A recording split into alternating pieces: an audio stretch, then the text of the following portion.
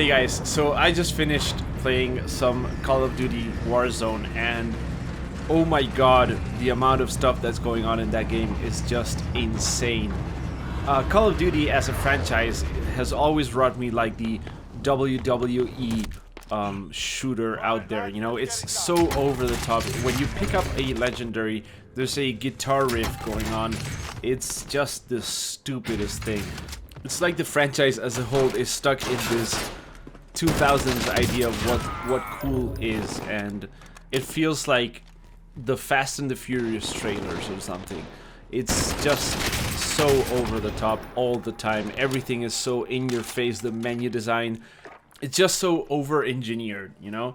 And what they did with this game is, I think they just took a look at everything that everybody else was doing and they just went, you know, maybe we could just add the Battlefield Firestorm armor system, which, you know, is really cool.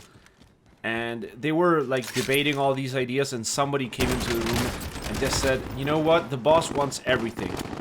Like, what do you mean everything? Everything, just put everything in. The Apex Legends revive system, the Firestorm armor system, put shops in it. I've been playing a lot of The Witcher, just, you know what's cool? Side quests, so just put some side quests in the fucking game. And seemingly at some point somebody saw, you know, The Rock again for the 19th time, and when that bathroom scene, we could have some of that too. So just in case you have absolutely no idea what I'm talking about, there's 150 players in each match, which is already a lot, and kind of reminds me of the troubles the Battlefield series had when trying to make maps for 64 players. Sometimes you end up with controlled, you know, grand scale warfare, and sometimes it's just pure chaos. Well, this just, they cranked it up to utter chaos completely. And every system that they've introduced in this game seems to just work on that idea of non-stop action and chaos all the time. It's the least Battle Royale feeling game that I've ever played. So let me tell you exactly what I mean by that. The most important part of the game is probably the Gulag system. When you get killed, you go into this limbo prison, the rock scene, where you get a 1v1 fight against another player, and if you kill that guy, then you respawn in a parachute in the main map. And even if you die and get killed by the other guy, you can still get revived by your teammates at some shop locations that are pretty much everywhere in the map. It's not like in Apex Legends that there are just a few of revive stations scattered around. Here they are shops where you can buy stuff like UAV, drones and stuff like that, and they are everywhere. So unlike most Battle Royale games where as the circle grows smaller, there are less and less people, here it seems like there's always such a huge amount of people, and everything seems to be designed for that. When you drop from the plane and you're searching for a place to land, you can't really go too far unless you close and reopen your parachute multiple times and do a whole bunch of tricks. But most of the time, most people, at least in this point in the game, are landing fairly near to where the airplane lands. So everybody is bunched up, you know, there's people everywhere you land. And again, there's also 150 players, so that is also bound to happen by design. But then you add the Gulag system that essentially means that out of the 150 players, at least 75 of them are going to come back at some point, you know. Basically half of everybody that gets killed will come back because of the Gulag system at least once, and that's not even counting the revives you can get from the shops. So it's even more than 75% potentially. So you're talking about a Battle Royale game where you have to kill over 200 people total to be able to win, you know. And that's just, it's crazy. It's crazy. That's what it is. And I'm still debating internally if that's something I like or not. If that's some brilliant idea, brilliant take on the whole Battle Royale genre, or if it's just a complete and utter mess. So far, I skew just a bit to the side of complete and utter mess, because it seems like you're constantly surrounded by people, and it sort of feels like you're playing a team deathmatch or something, you know, just some or squad deathmatch or whatever you want. It's always intense, you know, there's always something going on. You're always either picking up one of the quests where you scavenge the map for chest with rewards, and you pick up money and you buy stuff, and you get a chest where you can pick a loadout from, you know, a predetermined, pre-configured loadout that you make whenever you're outside the game. So what you picked up to that point doesn't seem to matter all that much. There's just so much going on. It's just insane. In terms of, you know, whether it's fun or not, it is. It's very arcadey. There's a lot of UAVs going on all the time. Whenever you get a kill streak, you can configure your stuff and get either a UAV or a drop or an airstrike and stuff like that. There's just a ton of different options and variety going on. Then you have pickups, which can also be UAVs and drones and all of that stuff. And then there's also the loadouts. So there's just so many systems piled onto each other that it really doesn't feel like a battle royale. There's no downtime in this game, at least so far, you know, that I've encountered. There was one match where we got into a chopper and flew very far away, and that match was, you know, pretty sedate. But the other matches were just non-stop all the time.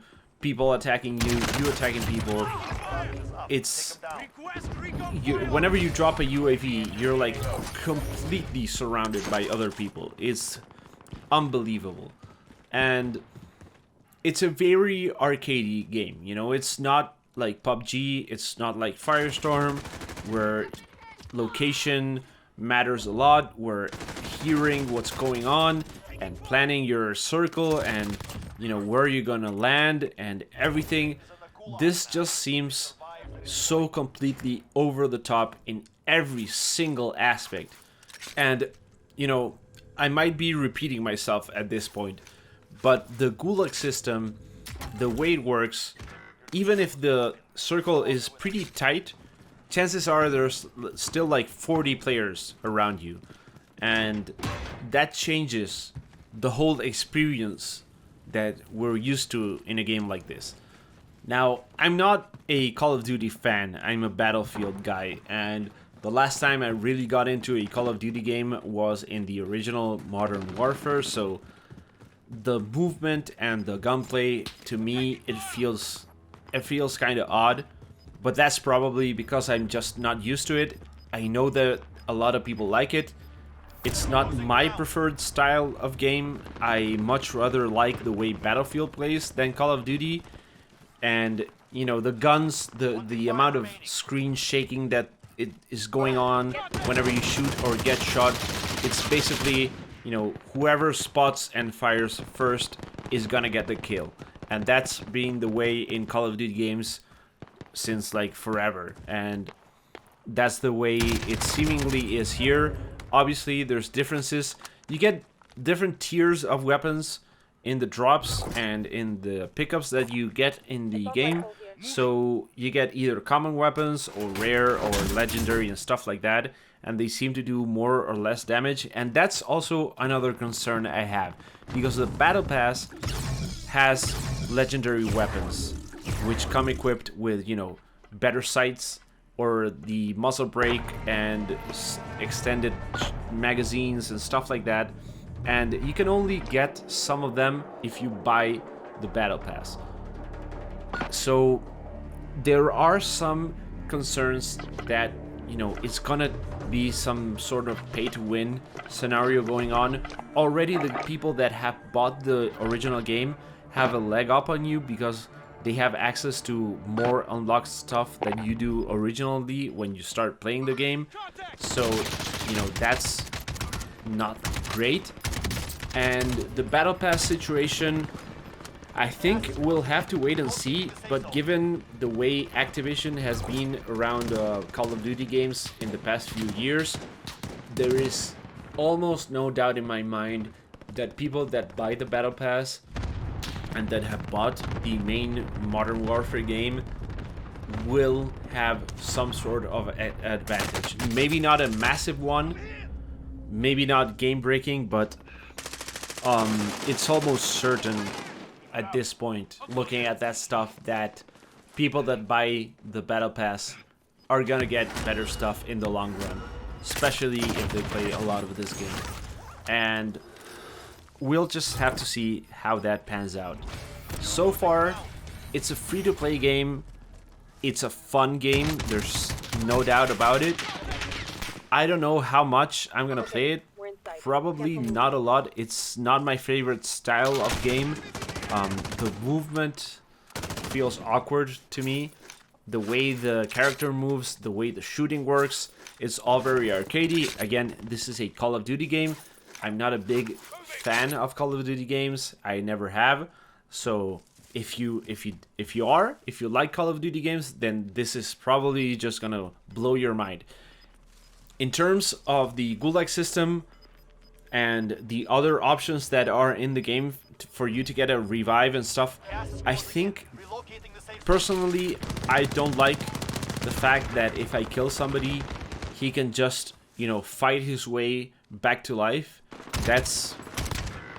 I get why they did it. I get that it's a fun mechanic, a fun way to get people not to leave the game and to get them watching and invested in getting back in.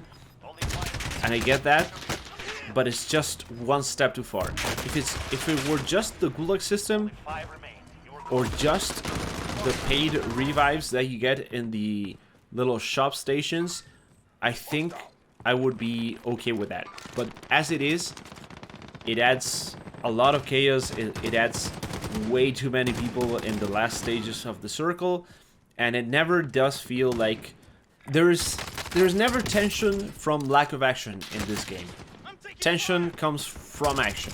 It's not like PUBG or other games where the wait is part of the game, and the wait, the tension that you get from not hearing somebody is sometimes more than what you get from hearing people and knowing where everybody is. And I don't know, just the fact that a squad of 3 people can have 3 UAVs and know constantly where you are and stuff like that is just a bit too much for me, you know? I feel like way too much is out of your control. You can get spotted from basically anywhere by any UAV unless you have the specific perk not to get spotted by UAVs. And even then, you know, a helicopter can come in from somebody's kill streak and just murder you. It's very extremely, definitely chaotic. And you either like that or you don't. Personally, that's a style of game that I'm not very into. I'm not very into complete and utter chaos, either in this game or in any game. And this is seemingly what Call of Duty Warzone is. Okay, so that will be all. Try it out. It's a free download. It's an 8 GB download on PC, which is, you know, quite a lot. So even if it is a free-to-play game, it still demands a lot of storage, basically. So yeah, I don't know, it's very interesting. They've done something different, so kudos to them for that. They've done something insane and extremely weird in a way, and it's fun. It's a fun little game. It's a fun experience. I'm not so sure I will be going back to it very often. I rather play Battlefield 5, even though, you know, Battlefield 5 has its own problems, but now that they fixed the time to kill and stuff like that, it's a very fun game to play. So yeah, Maybe I'll play some more, maybe I won't. Who knows? So that's all for now. Thanks for watching, and as always, I will catch you in the next one.